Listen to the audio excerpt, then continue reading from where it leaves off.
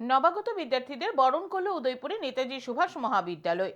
বৃহস্পতিবার মহাবিদ্যালয় প্রাঙ্গণে হয় অনুষ্ঠান। নবাগত বিদ্যার্থী বরণ অনুষ্ঠানের উদ্বোধন করলেন অর্থমন্ত্রী প্রণজিৎ সিংহ রায়। এছাড়া উপস্থিত ছিলেন বিধায়ক রামপদ জামাতিয়া, অভিষেক দেবরায়, জিতেন্দ্র মজুমদার, গোমতী জেলা পরিষদের সভাধিপতি দেবুল দেবরায়, উদয়পুর মহকুমার শাসক ত্রিদীপ সরকার, মহাবিদ্যালয়ের অধ্যক্ষ ডাক্তার সুধন দেবনাথ সহ অন্যান্যরা। অনুষ্ঠানে পরিবেশিত হয় মনোজ্ঞ সাংস্কৃতিক অনুষ্ঠানে প্রচুর ছাত্রছাত্রী এদিন অংশ নেয়।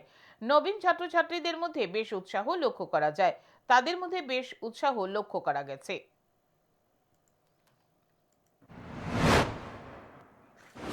ভারতবর্ষে যারা ইংরেজ ছেড়ে যাওয়ার পর যাদের হাতে দেওয়া হয়েছিল, এরা ইংরেজেরাই পরিচালনা করছিলেন, যার জন্য আমরা